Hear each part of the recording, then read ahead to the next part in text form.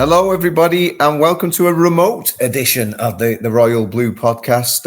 Ian Crow's off on his jollies again. So, me and Joe, as you can see it, we're together. Gav's over at Buckland Towers, a couple of miles away. How are you, Gav? Crow's not on his holidays. I saw him in the park yesterday. All right.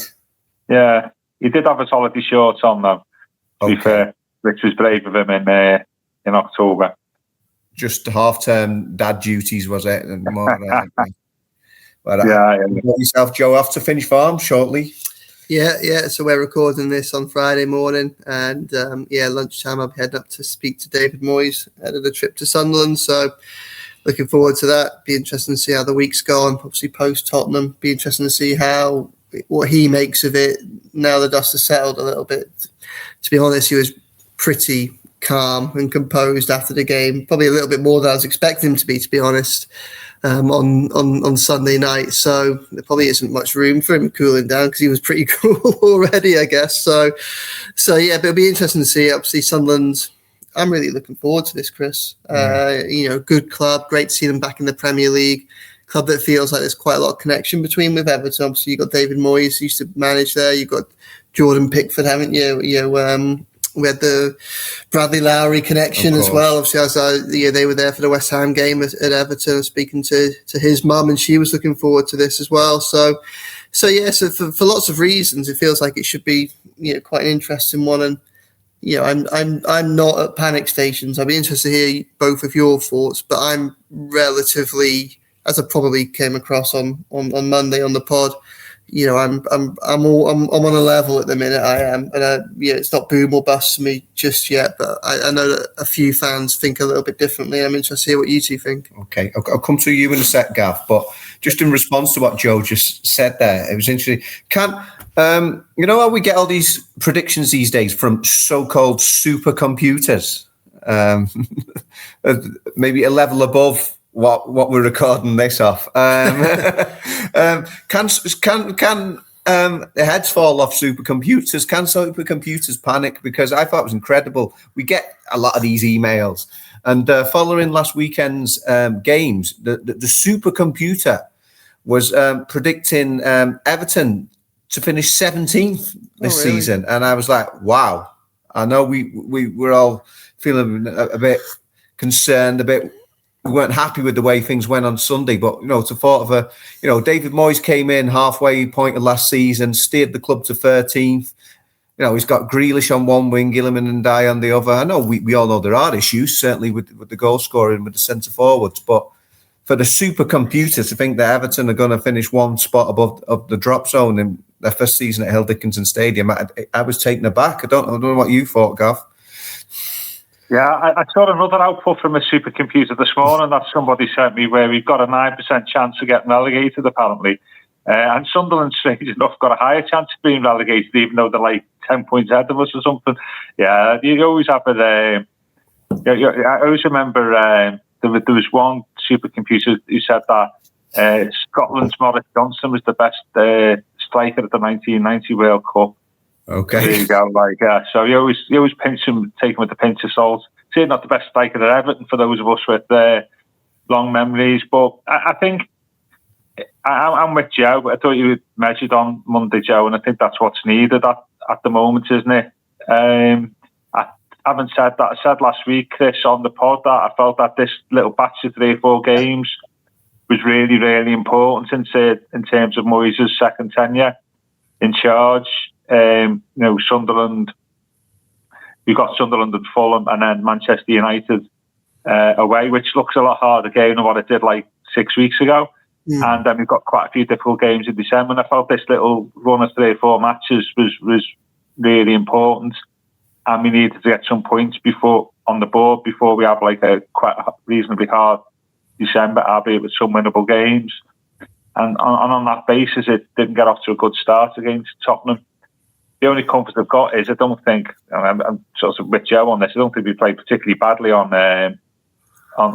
Sunday. I think it says a lot for Premier League football in 25-26 is a large bit of the difference between the two teams. That Spurs defended their 6-yard box a lot better than what we defended ours. And I think that's something that we need to improve. We did create some opportunities and could easily have been a goal ahead before Spurs scored. And, same old. There's not a lack of potency in front of goal is costing us at the moment, isn't it, really? And we've been down this rocky road many times this season. So I'm okay. I think I'd say never trust a supercomputer, especially one that's giving predictions before the end of October. Yeah. Just before I go back to you, Joe, just wanted to get you on this, Gavin, because I remember we sparked quite a furore around. It was around this time last year, actually, when it was put what was Newcastle United Everton's biggest game of the season after the derby, and everyone was telling us no, it wasn't, and we've got no problem with Newcastle, and then proceeded to say all kinds of things that were wrong with Newcastle. So on the flip side of that, I mean, do you feel kindred spirits with Sunderland in some ways? I mean, Joe's obviously spoken about the various connections that are with the success.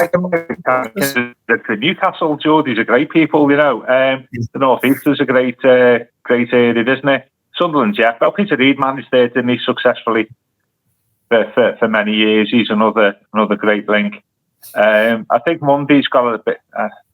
hope this doesn't produce the same results. We've got the same vibes as the game at Leeds, hasn't it, at the start of the season? Monday game, under lights at a promoted team, a sleeping giant.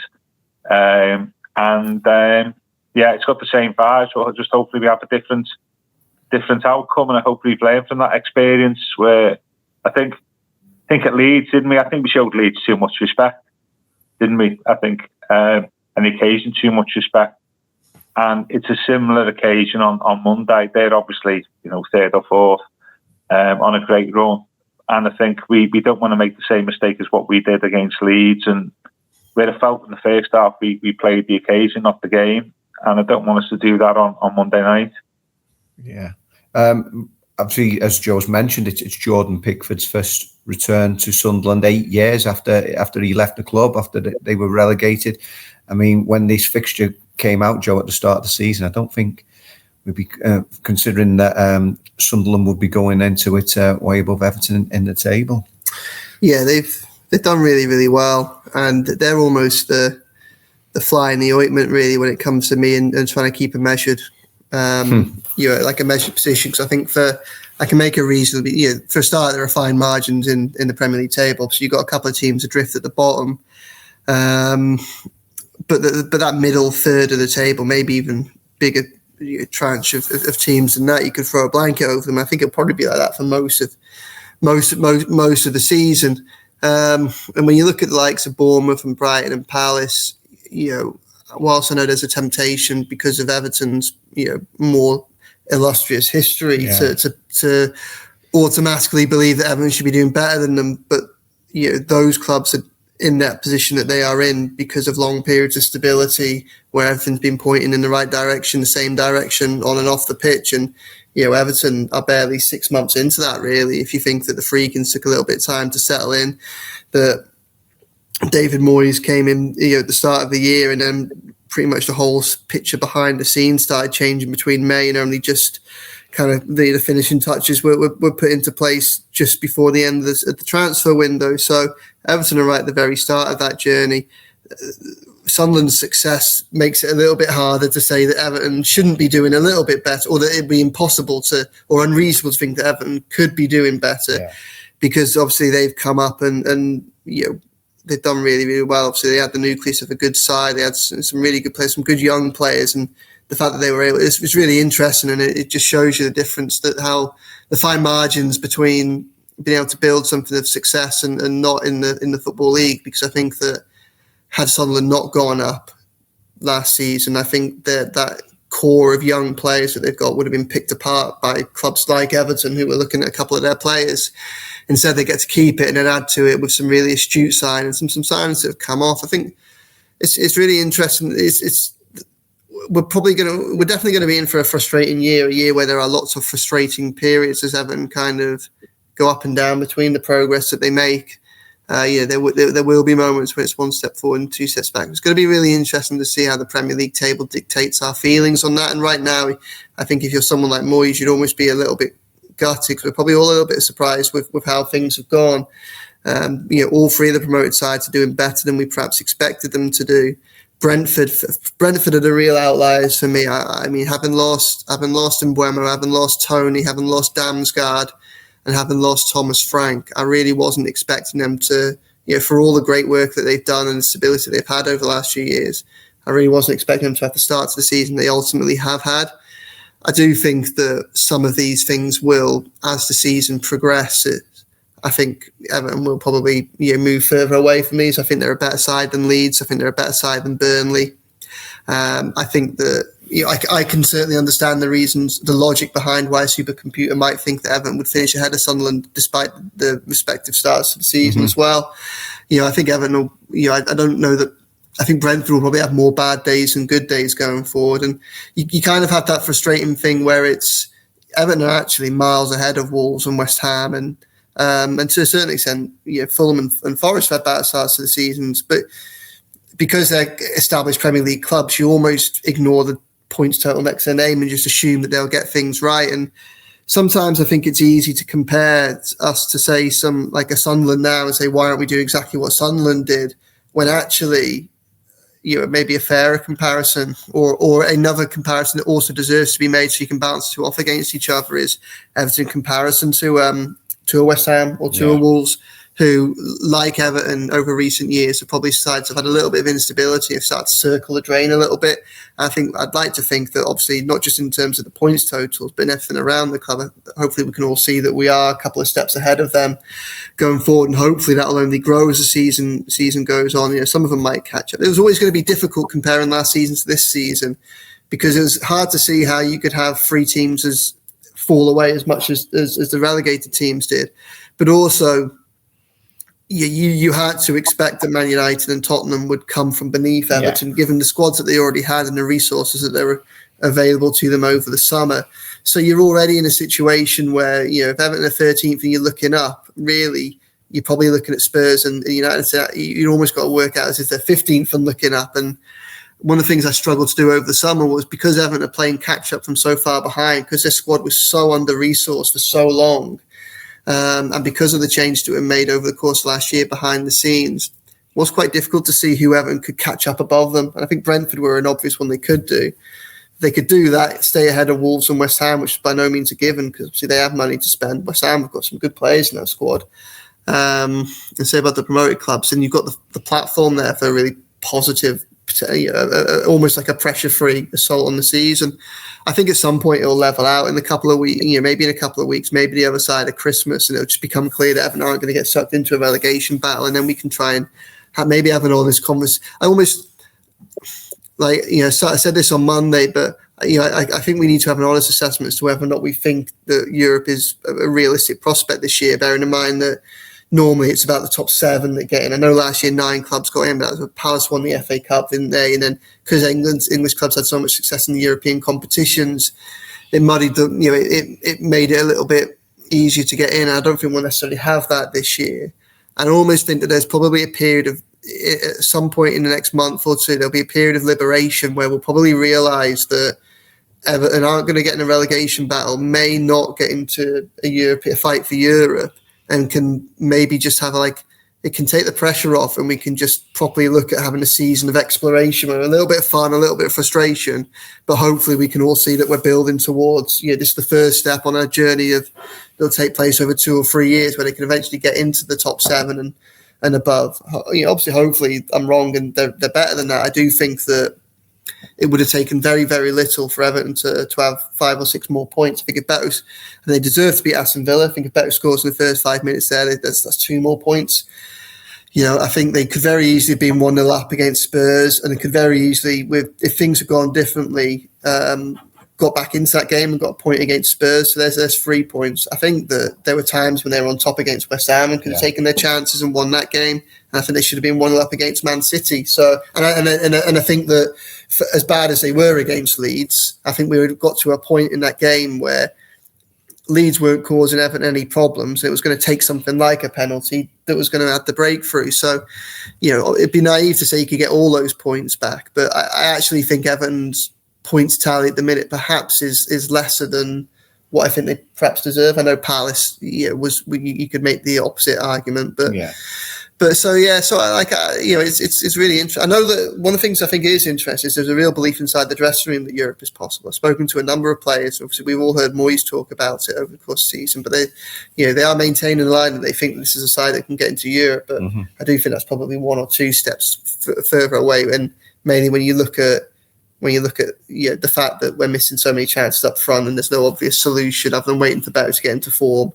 If that comes, and the fullback situations, and without Jared Branthwaite as well, it's difficult, isn't it? Gav, I mean, I know you mentioned about this being a pivotal moment, perhaps in the season, but after Palace, after the euphoria of going into the last international break, they ended up just 1 point behind Palace, who obviously they were trying to be unbeaten in 20 years before. Sorry, 20 years. That would be 20 games before. Obviously, they came to Hill Dickinson Stadium. Been back-to-back defeats since then, and City could have taken their chances. And as we've talked about the fine margins against Tottenham, is it just a case whether some supercomputers or fans alike are just a few circuits getting burnt here? Or do you just need to take a step back, or do you have concerns?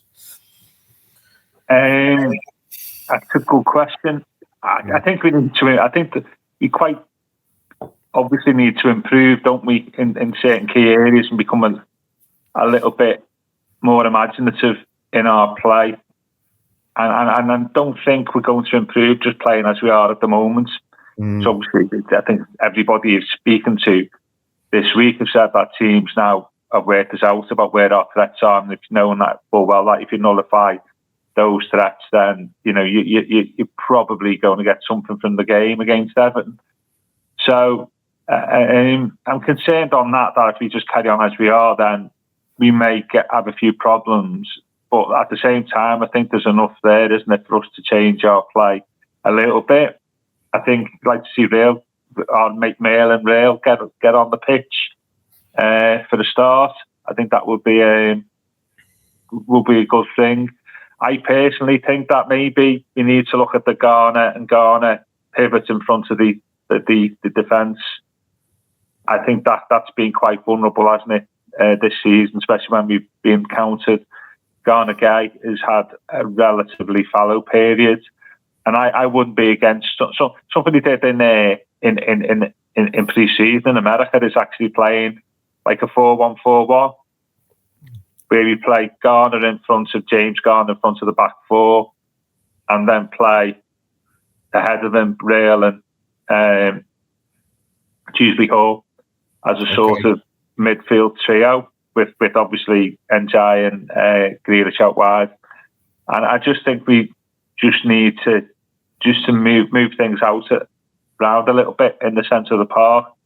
I'd certainly be a fan of that, and I thought Garner played quite well in that role. I know it was only pre-season, but I think we did against Man United. I think something like that would be an interesting development, because what we can't do at the moment is just do this thing of just passing it wide to NJ and Grealish and expecting them to deliver all the time, because certainly on Grealish, people are putting 2 or 3 players on him, and he's left with one option then, is just to pass the ball back for somebody to have a shot, or we just end up losing the ball. So something like that, I think, will be a beginning, and take from there, because we're providing no threat at all through the middle of the park, are we? At this moment in time, you've only got to see our heat maps or whatever they are. But we're providing no threat, and you saw, say, Palace on Wednesday at Anfield, their second goal. The second goal that we're just simply not capable of doing, because we just haven't got those type of players in the middle of the park, or those numbers, and that's something we just need to develop. And I think that plays to Beto's strengths a little bit more, by the way.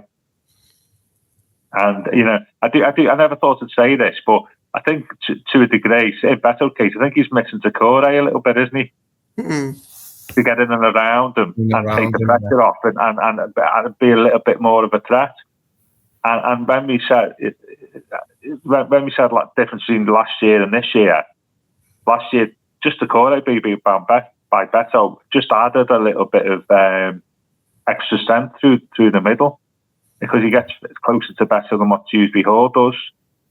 And I think we need to revisit that and do that again, but use one of the midfielders to get closer to Beto. And I don't think that's happening at the moment. But Dewsbury Hall's playing quite deep, and he just gets the ball and just plays that wide end, doesn't he, to Grealish in particular. So, yeah, I think something like a 4-1-4-1 with that, with those players, I think that's an option we should be looking at, because at the moment, I think we're getting found out a little bit. Yeah, I mean, Joe, it's something we tackled ourselves, isn't it, in the panel piece we did this week, as well as Jack Grealish and Iliman and I have done in terms of their individual form. This idea, are Everton becoming too predictable, and what we could do to perhaps change that? I mean, again, I think it's a really difficult issue to try and assess appropriately, because I think Everton are too predictable. I think everybody knows what Everton are going to do, but teams aren't able to stop Everton from doing what they need to do. The problem hasn't been that Grealish and Ndiaye aren't creating chances. The problem has been that they're not being put away, isn't it? And largely, obviously, you don't want to place too much of the blame on Beto, and not all of those chances against Villa, against City, and against Spurs were easy chances. I don't think we're expecting him to put 3 out of 3 away. Even if he'd put one of those 3 away, it changes the course of a game that Everton have dropped points in. So, and then, even aside from those chances, you had the offside one against Man City, which had Beto, which is probably more favourable for Beto, because we have seen him finish from one-on-one situations. And had he done so, there's every chance that goal might have stood. And then there was the acrobatic effort from an Ndiaye cross against Spurs in the second half last week as well. So whilst I do agree that I think Everton are becoming a little bit too predictable, they are still creating those chances. Even though every left back seems to know what Ndiaye wants to do, they are struggling to stop him and contain him for 90 minutes.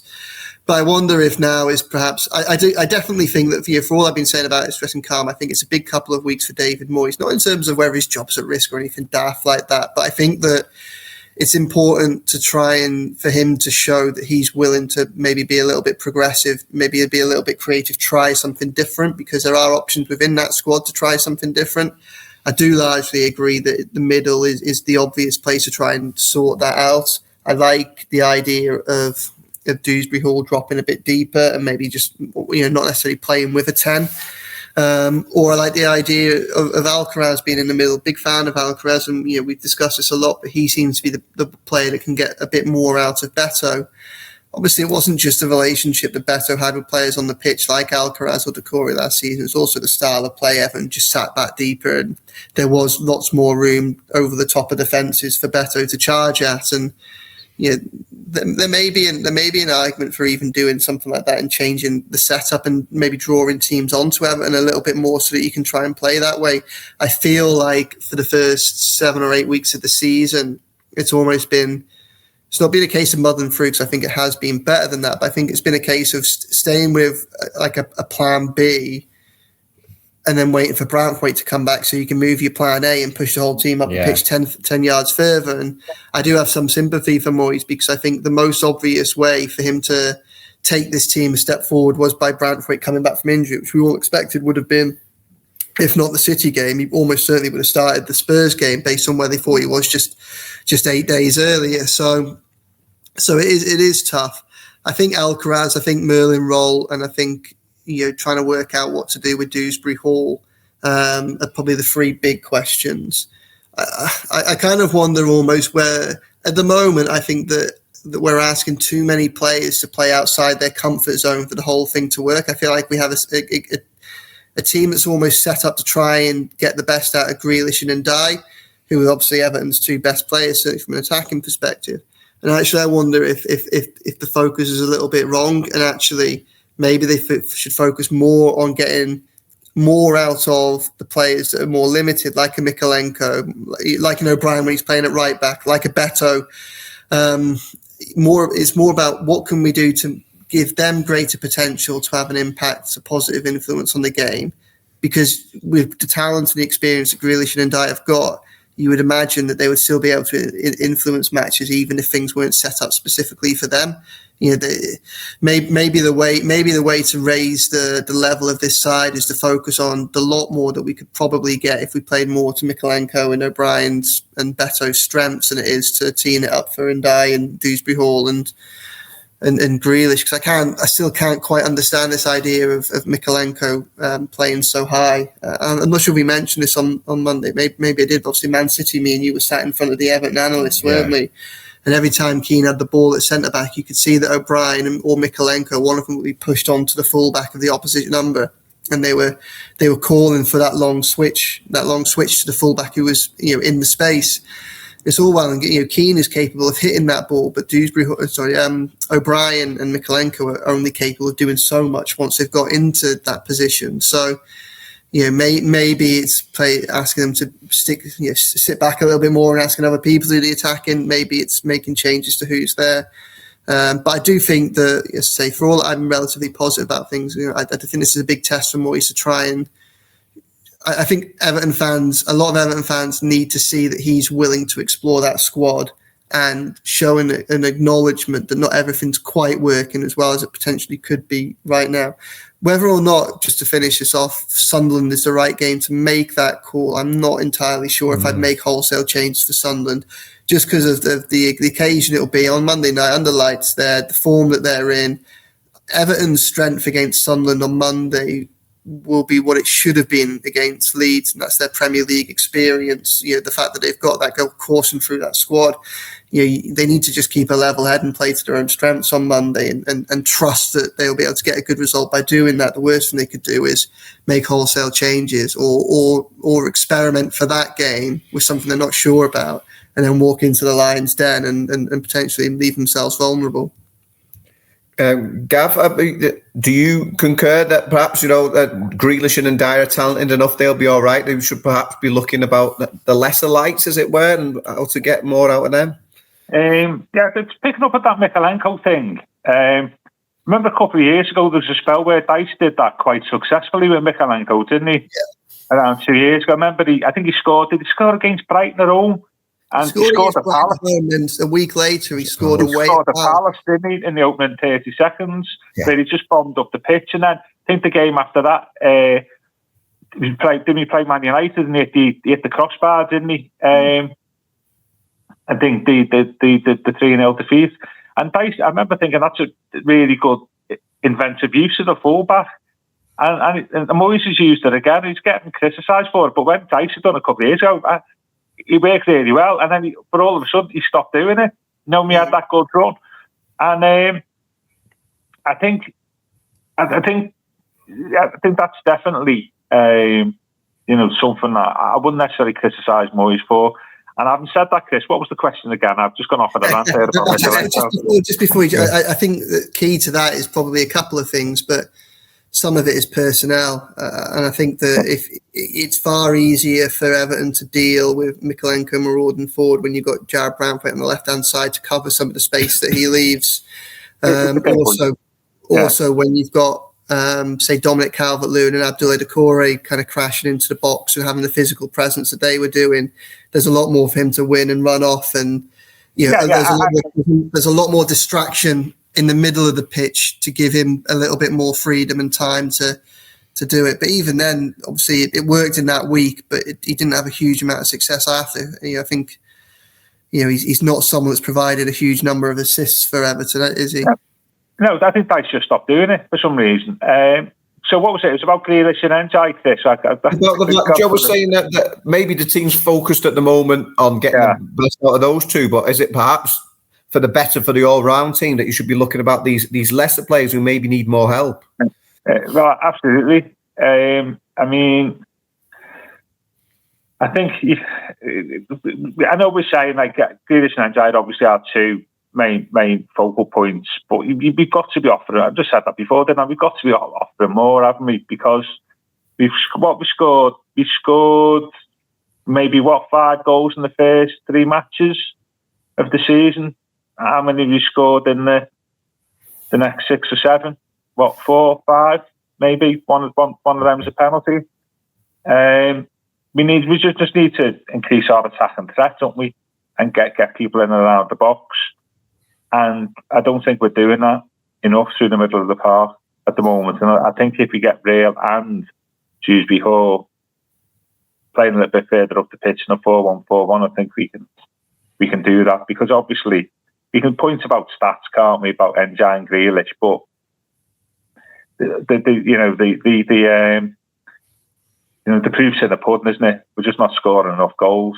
And I don't think that's necessarily down to Beto's failings either. I mean, Jack's got 1, NJ's got 2 from open play, has he? Is it 3? Yeah, 3. In 10, 11 games, and they're our main attack and threats. Should be offering a little bit more there, or compensating for their lack of goals by getting goals from elsewhere in the team. And we're just not, are we? And I think that needs looking at. Dewsbury Hall's got 1. Garner's got 1 playing at left back, has he? And Garner Guy has got 1. We just need to be doing more through the middle of the pitch for me. And until we do that, I think we're going to struggle to have goal scoring potency. I mean, I know we're saying about like Beto's failings, but he'd only had 3 shots on target, hadn't he, before the Spurs game, which indicates he's not. Yeah, we should be doing more. And I think that's, I say through the middle of the pitch, further up, through the middle of the pitch, further towards the opposition goal is what we should be focusing on. But still at the same time, bringing Grealish and NJ into the game. And there's this age-old question about whether you'd want to swap things around in the front 3 as well, isn't it, really? Alcaraz has not had enough game time. I was amazed he didn't get on at half-time or early on in the second half on Sunday. I thought that was a failing. Right, well, we are restricted by time today. Joe's got to get off to finish fast. So we're just looking about how we imagine things will go out on Monday night. Joe, what are you expecting? Can you give us a prediction? What sort of game do you think it'll be? I think it'll be an exciting one for the neutral. I mean, there's a big old cliche for us, isn't there? So, I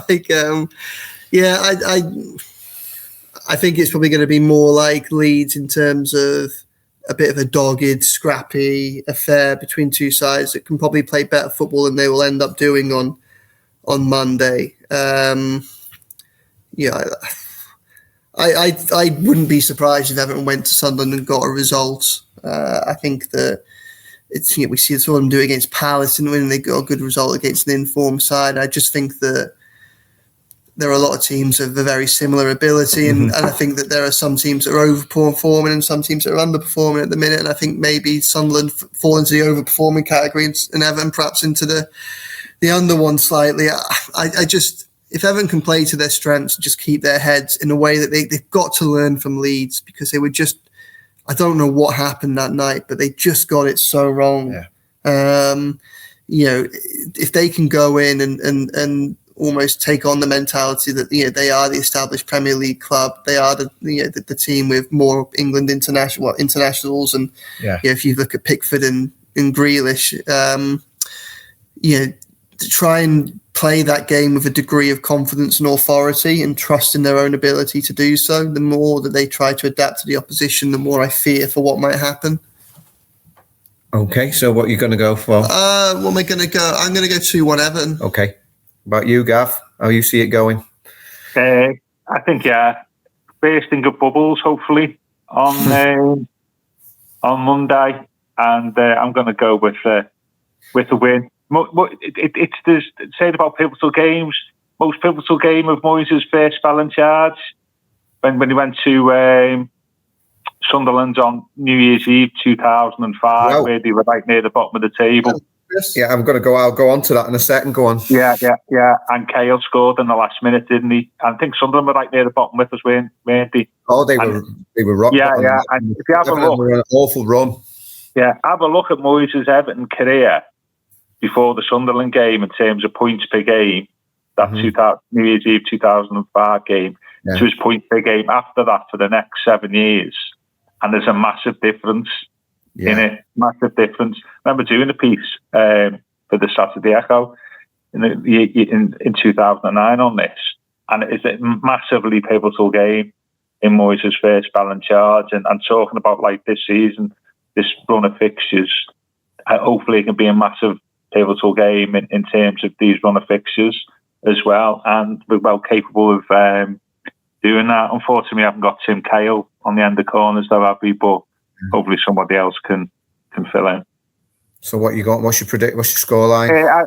1-0. After we'll revisit the 2005 game when we've got to go with the 1-0. You know, it's intriguing you bring that up, Gav, because that was the first game that I covered for the paper. It was the Liverpool Daily Post back then, and obviously New Year's Eve, like you say, Everton had been on a rotten run. I remember they'd lost the derby, hadn't they, when Arteta and Phil Neville had got sent off. Well, at the start of the season, obviously they had the debacle at Villarreal and Kalina, and then they went out of Europe a second time against Dinamo Bucharest. So, like you say, they had that awful run. I think they probably picked up 2/3 of their points for that season in the second half of the season. And then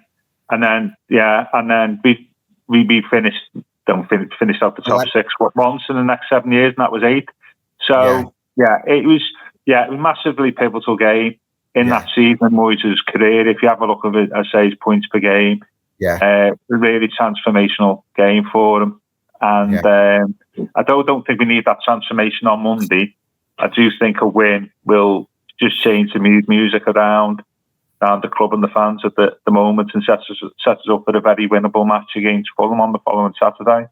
Yeah, and like you say, it was New Year's Eve. I don't think anyone else fancied it, so I was sent up there to make my debut, and Everton got absolutely battered. Sunderland were rock bottom of the table, and they battered Everton. Nigel Martin made loads of incredible saves, and like you say, Tim Cahill popped up stoppage time, an absolute smash and grab. So I will also go for 1-0, but hopefully not quite as edge of the seat stuff as that, as painful as that was. I'll go for it. So in the end, there we've actually all been pretty positive there, and a hat trick of away wins predicted. So Joe and I will be heading up there to the northeast on Monday night. So stick with us there for all the coverage. Joe's off to Finch Farm now for the press conference. This has been the Royal Blue Podcast. I've been your host, Chris Beesley, been joined by Joe Thomas and Gavin Buckland, and we'll see you all soon.